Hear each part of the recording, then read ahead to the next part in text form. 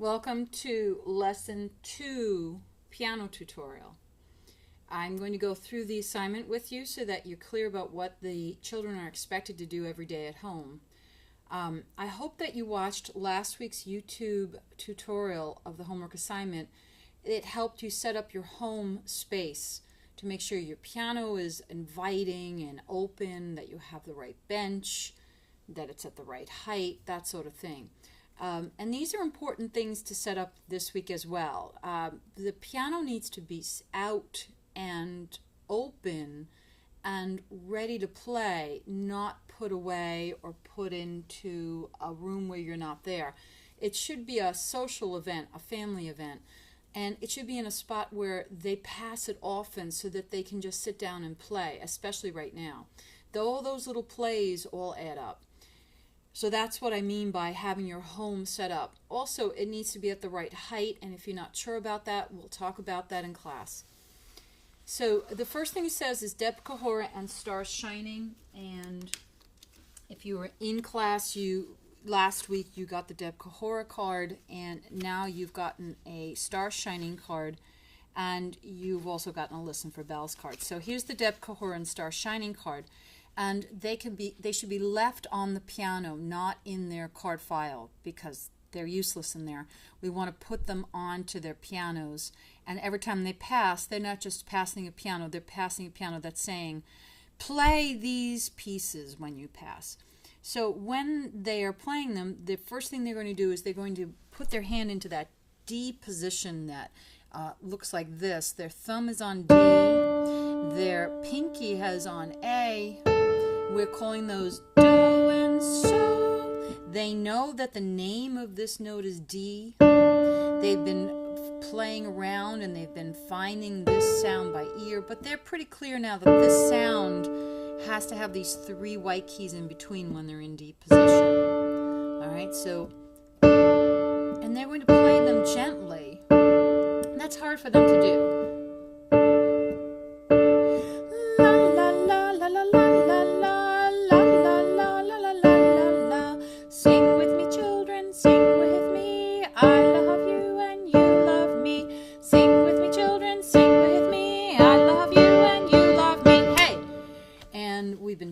And their hands are getting used to finding that hand position. I've also asked them to try to find it with their left hand. That means that their pinky is going to be put onto a D, and then they're finding that same sound, and they will be playing and singing la la la la la la la la, etc. You can also put on the listening CD and they can play along, but really singing and accompanying themselves is the goal. Star Shining is similar. They're playing this star shining, star shining. Then they're taking their hands and they're putting them finger to finger and they're reviewing their finger numbers.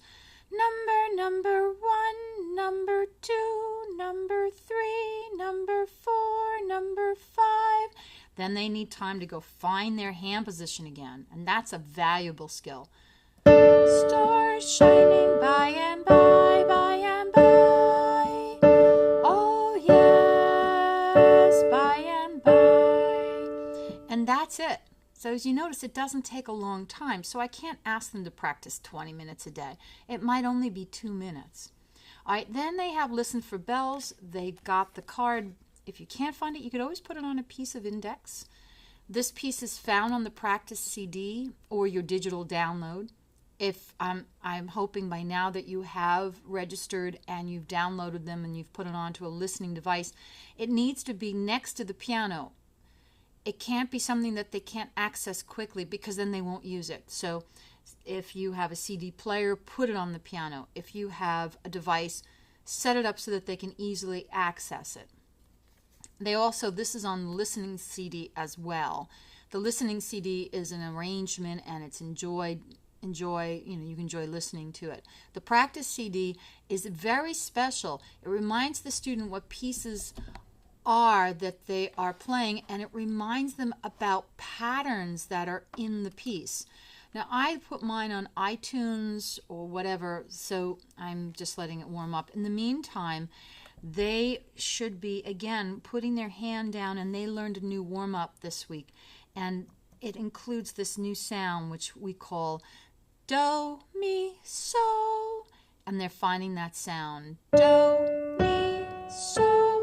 Now, this look is for you, not for them. I want them to find it by ear, because that sound is going to look different in different keys. In C major, do, mi, so, it doesn't have a black key in the middle. Where if you did it in the key of G major, again, it doesn't have that black key. So you cannot say to your child, oh, it has to be a black key, because it's not always a black key on the piano. We've been doing this warm-up a lot, and it sounds like this. Do, mi, so, mi, do. And that now means that they're ready to figure out the piece Listen for Bells. And when they go to their practice CD, this is what they're going to hear.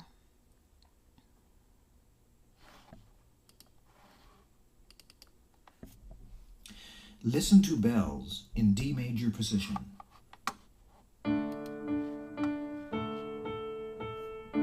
So they're hearing it played. I suggest that they hear this every day.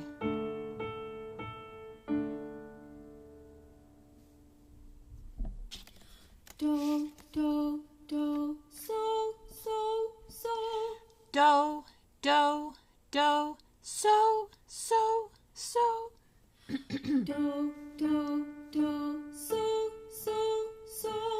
Do, do, do, so, so, so. Do, do, do, so. Do, do, do, so. Do, do, do, so. Do, do, do, so. So, mi, do, so, mi. Now I'm going to stop the CD for a moment, because there is something else we do in the class, which is that we link these patterns together to make the sound. So I asked them to turn this do, do, do, so, so, so into the song, which is listen for bells in the steeple to ring. Now, some of the children were ready to do it without any effort, and some children didn't quite understand what we were doing. And this will be done over and over again, and it will kick in. So some children will come in just knowing the patterns. Some of the children will be able to play the piece. Some of them children will play parts of the piece. And these are all great spaces. Oh, remember, this is more process than product. Do I want them to learn to play the piece? Yes, I do. And I recommend that they listen to that every single time they go to practice, so that they are familiar with those patterns, even if they may not, quote, be able to play them yet. Okay, so they've done that, and again, they might be playing the piece, they may be just doing the patterns. Then don't drop this. Turn on Renaissance Dance and drum with the recording. It is to be done every single day, taking out a drum or just tapping onto the top of a desk, or you can use an oatmeal box or whatever you have on hand. This is so important. It teaches them steady beat. It teaches them to participate for the entire recording. Many times I'll see children, well, they'll start to do it and then they'll stop. But I want them to be engaged in the entire piece from beginning to end. All right, so that's it. That only takes about 5 minutes.